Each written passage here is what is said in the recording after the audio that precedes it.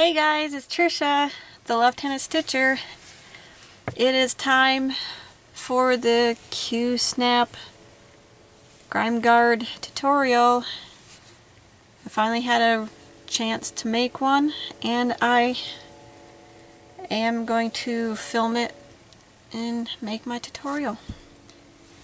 So, let's get started. I'm just going to quickly go over the stuff you need. You need fabric. This is just your basic quilter's cotton woven. It's a lightweight fabric, which works best. Heavier weight fabrics don't quite work so well because the gathers in the corner, they just don't like to gather that tightly. So a lightweight fabric works best. This particular fabric is, I made sure, when I bought it, I looked at the bolt, the end of it, and it said it was 44 inches wide from selvage to selvage. And that's good because the grime guard that I'm making, I need my fabric 37 inches, so I can cut it from selvage to selvage. And I only needed to buy, I just bought a half a yard, and that was plenty. That was plenty. So, fabric, in your choice of color and pattern, but I would highly suggest that you get a very subtle pattern for it. And pick a color that makes you happy, because, this was my first one. I bought the bargain fabric at Walmart, and it works. It's pretty enough, but I got tired of looking at this not quite so happy. But yeah, I went and I picked up some blue in this pattern, some turquoise. I think you saw it on my American flag, waving flag that I'm doing on the Q-snap that I have it on, and yeah, it makes me happy looking at it. So make sure fabric you get makes you happy. Now the thing about the pattern is I found I used this fabric to make the scroll rod covers for my Millennium, and I found that this bold geometric pattern right there, when I was stitching down close to the edge, it started to play havoc with my eyes. So try to avoid a pattern that's gonna bother your eyes when you're trying to focus on the stitching. Yeah. So, okay, so fabric taken care of. Next thing you need is elastic. 1/4 inch works best. It has just enough give to hold the grime guard in place, but it's not overdoing it. So 1/4 inch works good. You could also use a 3/8 inch if that's what you have, but this is what I use. And then you need thread. You don't have to match your fabric, but I'm OCD. I like to match the fabric and the thread. You'll be using some safety pins, 4 of them. I also used these at one point. They're just your standard sewing pins, quilter's pins. You need some way to measure and cut your fabric. I happen to have the quilter's tools because I took a basic quilter's class a while back, but you can, if you don't have them, you can get away with any measuring tape and just a normal pair of scissors. Easy enough. You also want a pair of sharp scissors for snipping threads, and of course a sewing machine. I use my serger at one point just for a little piece that you could easily do on your sewing machine with the zigzagging over the edge. or you know, even using some sort of thread lock on that one edge that when you're done sewing on the inside is the only edge that is still free and raw. So I serge it. Alright, so that's it. We're gonna get to making a grime guard. Yay! Alright, so now what I'm going to show you is how to figure out how big to cut your fabric and the length that you need your elastic pieces. Your length of your fabric is going to be the circumference of your frame plus 1 inch. The width of your fabric will be 5.5 inches. And then your elastic pieces will be 1/2 of the circumference plus 1 inch. And like I indicate here, my measurements are in inches, so keep that in mind. The one that I'm going to be making tonight is for a 9x9 R&R frame. So my measurements, if it's 9x9, it's 9 equidistant all the way around, so 9 times 4 equals 36, plus 1 inch gives me 37. So my fabric is going to be 37 inches by 5.5 inches. And then my elastic pieces, take my circumference number, divide that by 2, gives me 18, I add 1, that gives me 19. So I need 2 pieces of elastic, each 19 inches long. Okay, so now we're going to go on to cutting the fabric and the elastic. Alright, I've already gone ahead and cut my 2 elastic pieces to a measurement of 19 inches each. So next is cutting the fabric. This is a standard cotton woven quilter's fabric.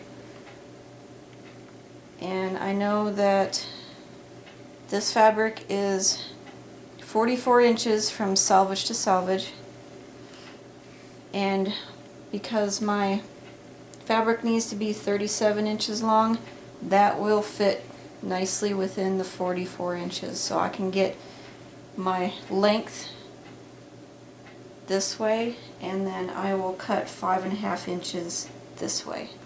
But first what I need to do is to square up this cut edge, because you see how uneven and jagged it is. So I will line up my quilter's ruler. Yep, I have quilter's tools and just some skills because I took a basic quilting class. I'm, you know, like I said before, I'm a decent sewer. I have some skills, but I'm not an expert. Alright, so I have my ruler lined up. Oh, wait. Give me a second. I gotta go get something real quick. Okay, I'm back. I want to get my 15-pound weight because I've found that if I don't use it, when I cut, my ruler slides. So what I'll do now, since I got it anchored, is I will just square up this edge right here.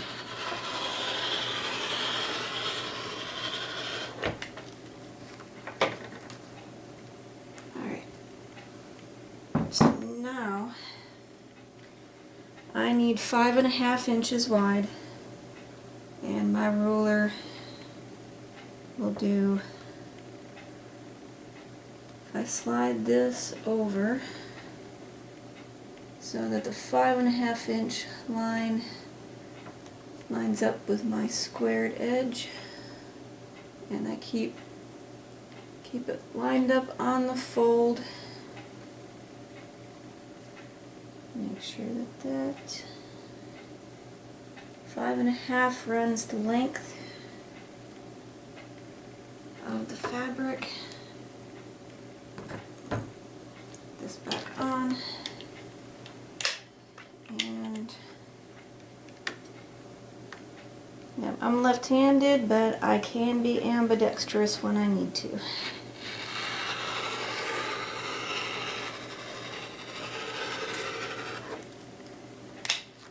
Alright, so move that aside. Move this out of the way. So now I have a 5.5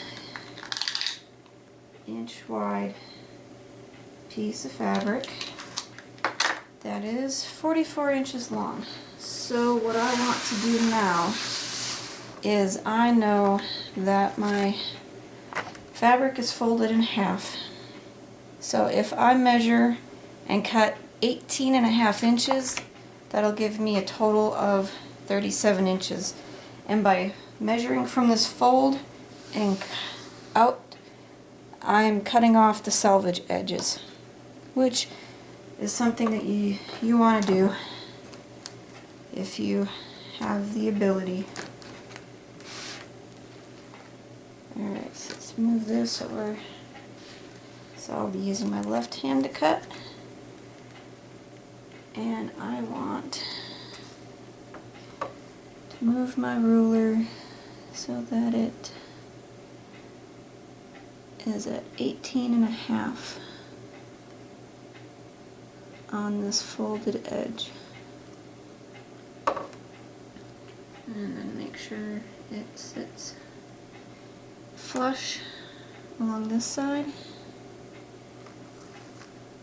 So then, because this is a shortcut, I don't need my weight.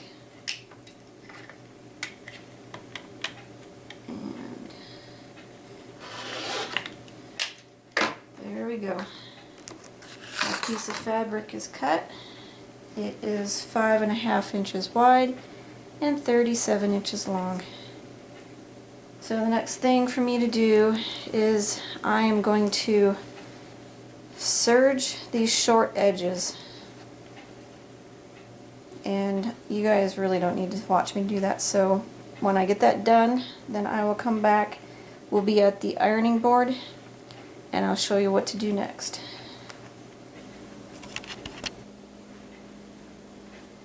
Alright, so now we're at the ironing board. First thing we do is we iron the piece flat, right side down, just to get out that middle crease and any other wrinkles.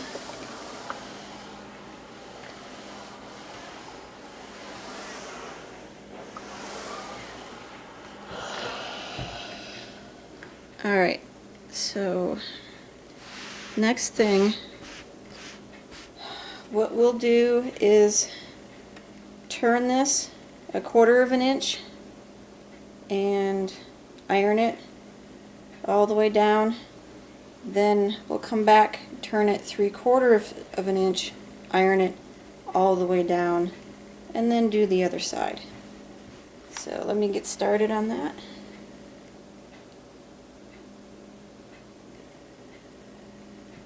And I've learned that for the life of me, I just can't seem to do an actual 1/4 inch. It ends up being more like 1/4 inch plus 1/16. And instead of fighting it, I just go with it. And I kind of make up for it on the next turn. So what I'm doing right now is I'm just finger pressing it all the way along at my roughly 1/4 inch.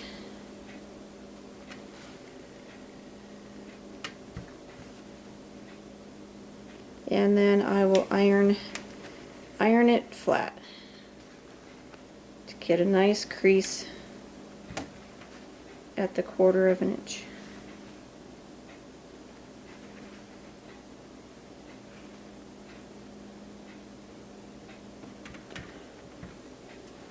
Now before I start ironing, I can just check, and I'm right about 1/4 of an inch right there. So as long as I keep it right about that width all the way down, we'll be good.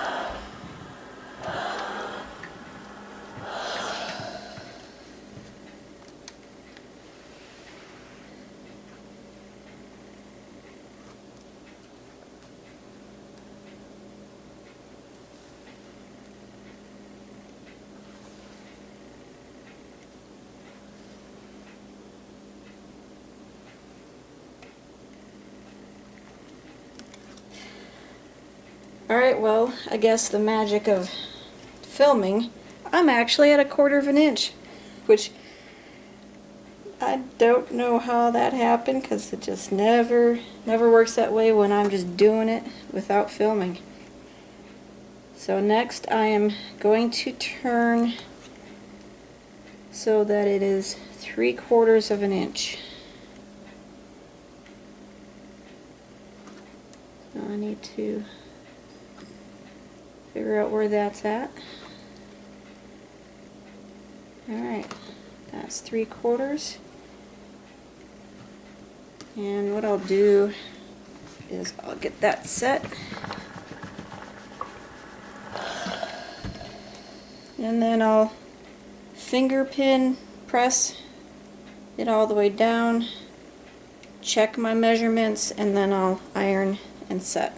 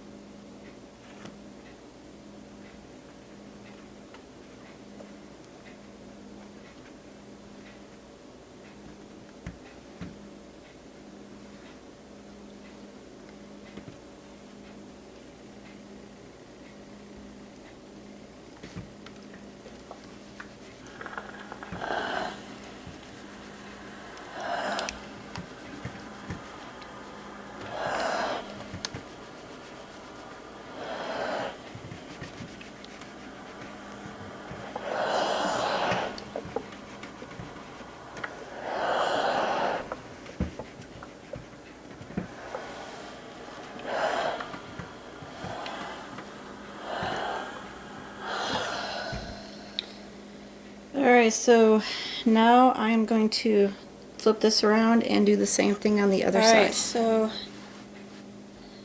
now that we've turned the edges and ironed it, we're going to now sew just a straight line down each one of these sides, approximately a 1/4 of an inch away from this folded edge. So I'm going to go set up and do that now.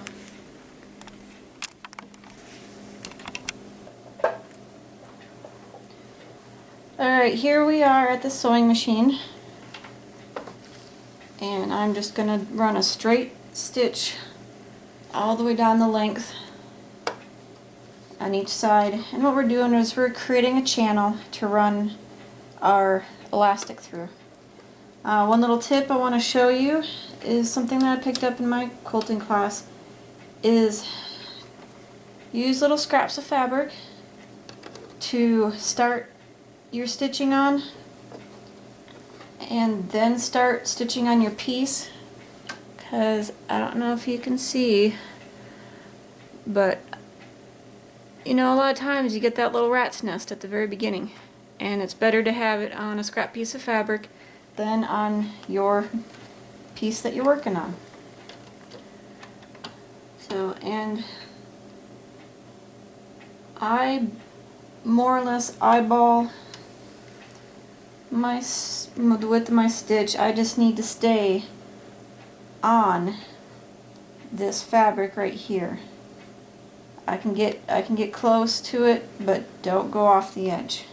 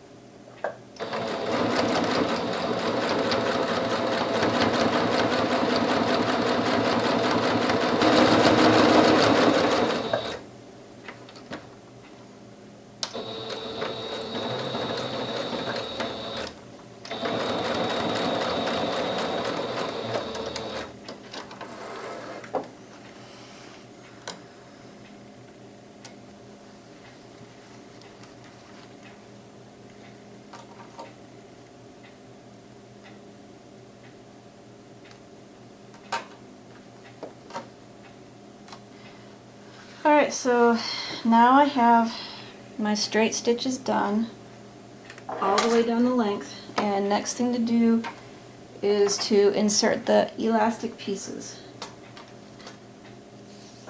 And what we need to do is to take some safety pins. Oh, come on.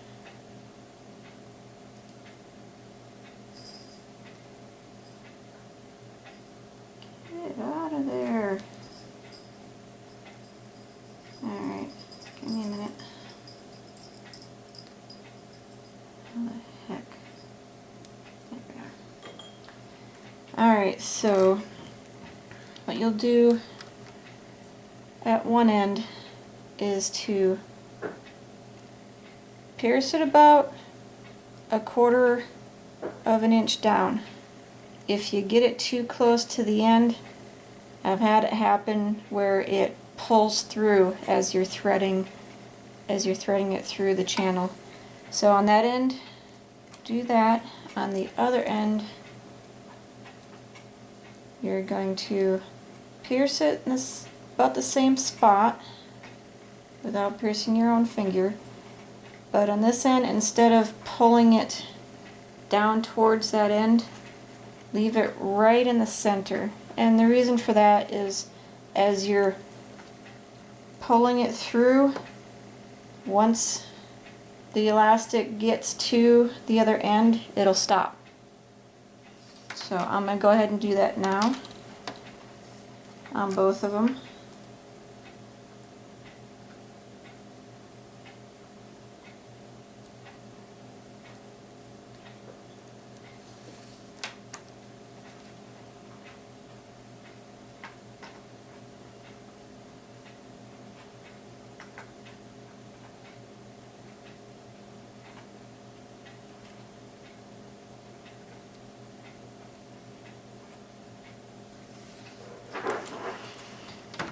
Alright, so now what we do is we just start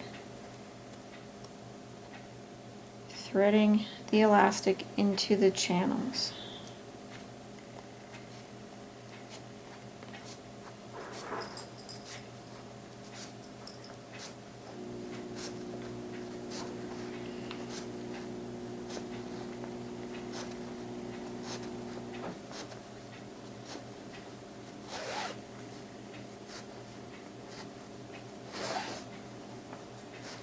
And you'll thread it. It'll be about halfway along to where you'll hit the other end of the elastic. And what I do now is I take this off and I very carefully massage it so that elastic goes to just flush with the fabric. And then what I do is about 2 to 3 inches away from the end,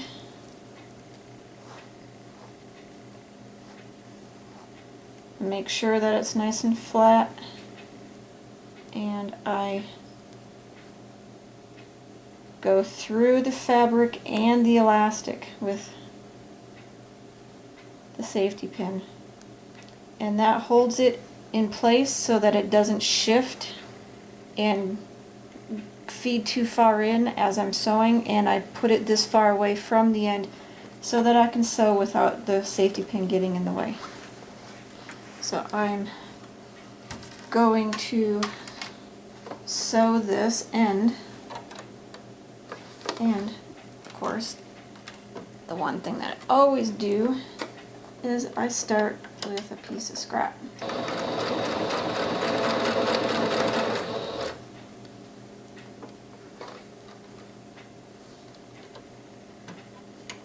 And then just sew across that piece, and then I back up. And I do it one more time, just to make sure that elastic is nice and fixed. Alright.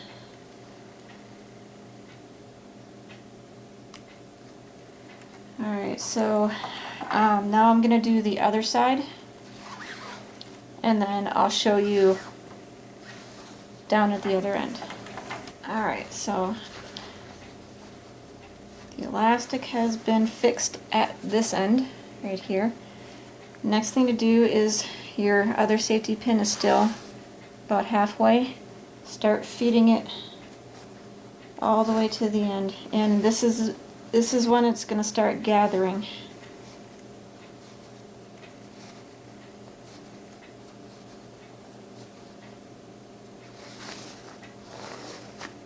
Kind of work the gathers down to the other end.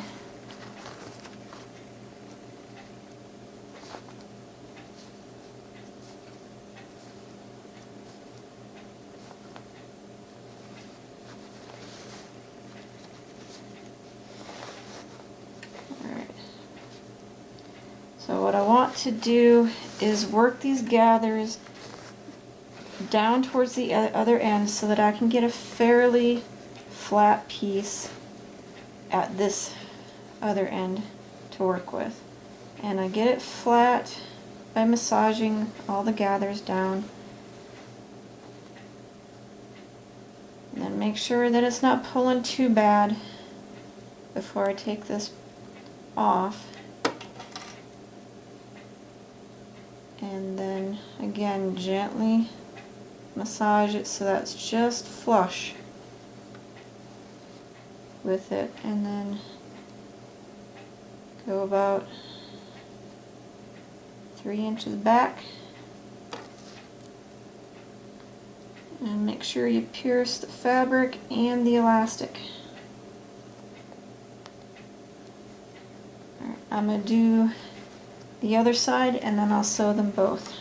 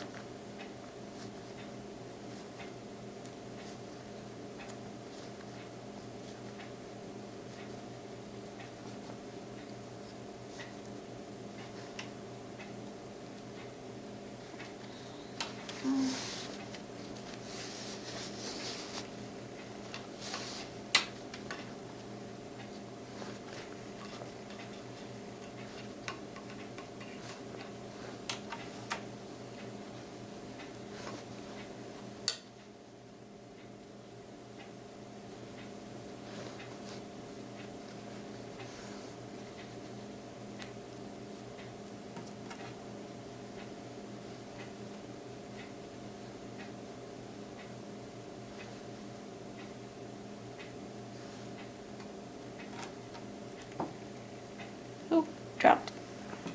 There we go.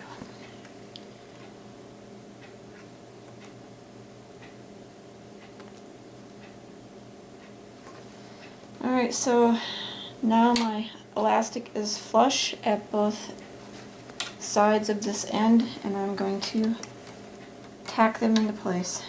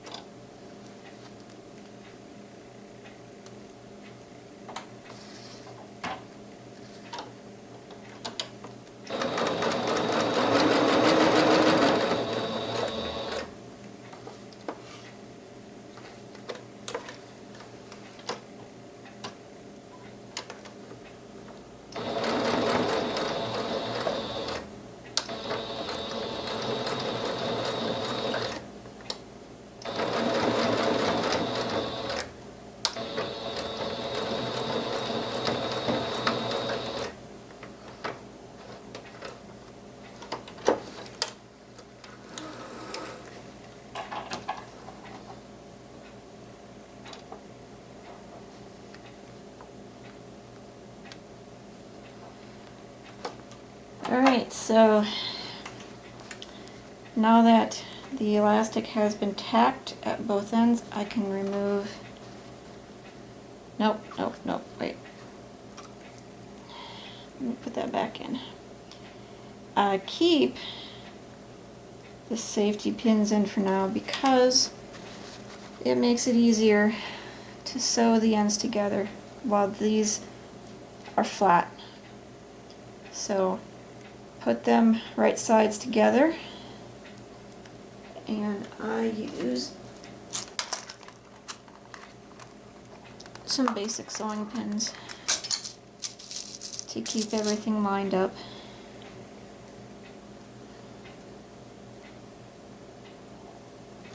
Let's go this way.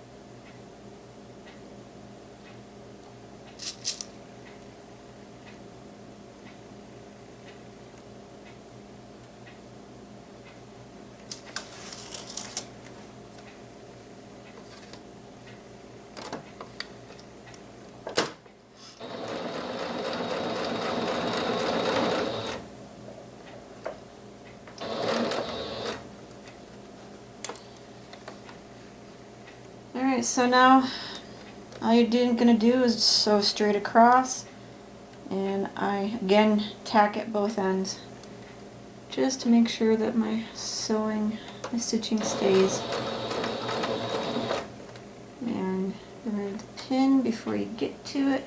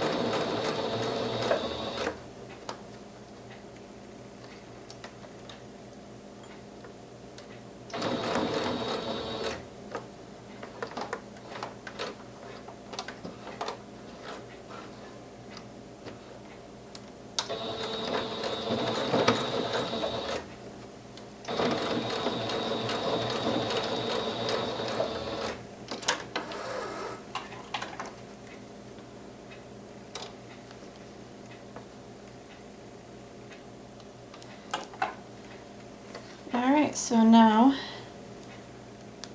you can remove your safety pins.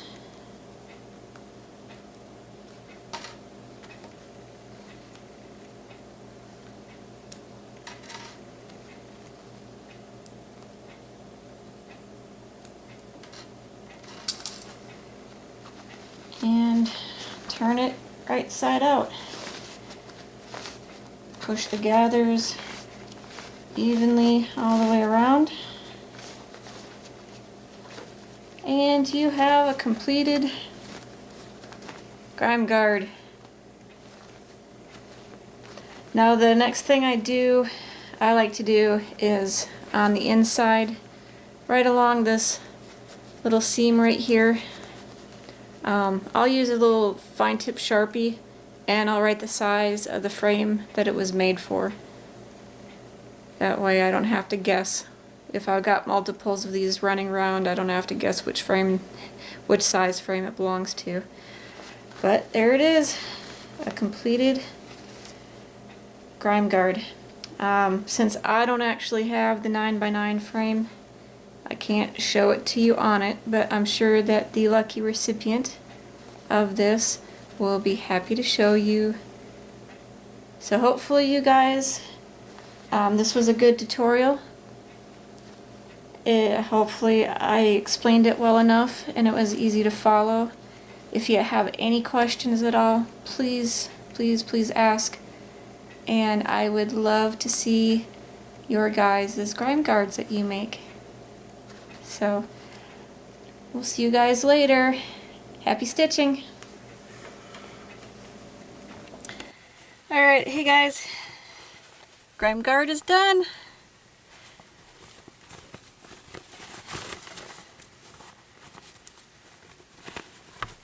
And I wrote the size of the frame, 9x9, on the inside.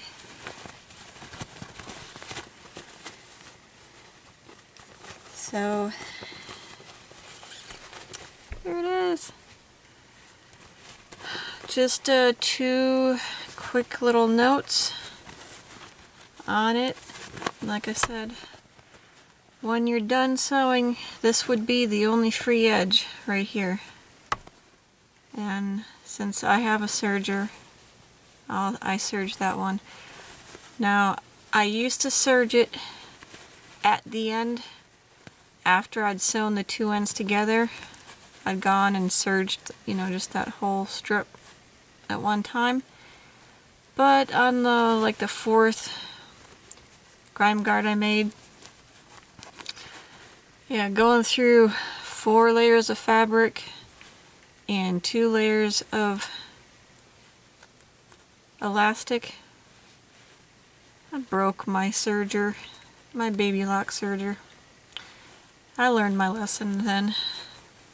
So that's why I do the serging after I cut the fabric and before I iron the sides. Alright, so the other quick little note is, with the fabric, since, this piece was 44 inches, like I said, and I knew that my fabric needed to be 37 inches, I knew that it would be okay for me to cut the length of it from selvage to selvage and the width, the 5.5 inches from here to about here, and that would be good. If you were doing a, say, an 11 by 11 inch frame, that would be a 44 inch circumference. Add 1 more inch to that because, you need a little bit of ease. That would be 45 inches, and this wouldn't cut it going this way. So you'd may have to make sure that you bought enough of yardage to go 45, and that would mean 1.5 yards. I actually bought a 1/2 yard of this to make this guy, and as you can see, I could make probably about 3 more of this same size. And if I wanted to do like an 11 by 9 and something, I could probably get away with still using the 44 inch, as long as my measurement didn't exceed 44 inches. I could go from selvage to selvage. So if you make sure you know the size of frame that you're going to be making it for before you go buy your fabric or dig through your stash. Make sure you have enough, because if your fabric measurement is longer than the width of the fabric, make sure you buy enough yardage so that you can cut your length going this way and your width from your selvage in that way. I mean, that's going to mean you're going to have a crap ton of extra fabric, but then that's just more grime guards you get to make. Alright, so that's it. I think that's everything I wanted to pass on to you guys. Again, like I said earlier, if you have any questions, please ask. I also am going to put a link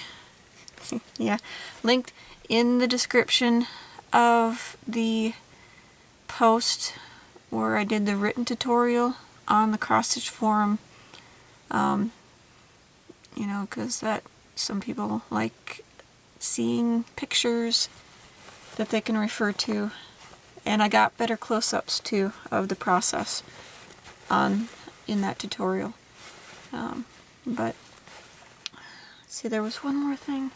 Oh, yeah, I just wanted to say also, since I did the tutorial, I know a bunch of you are now gonna try making your own. I would love to see your finished products, and hear about how it went. Alright, so I'm gonna say goodbye now. And you guys let me know what you think. So you guys have a good stitchy day, evening, whatever it is for you guys. We'll see you later. Bye.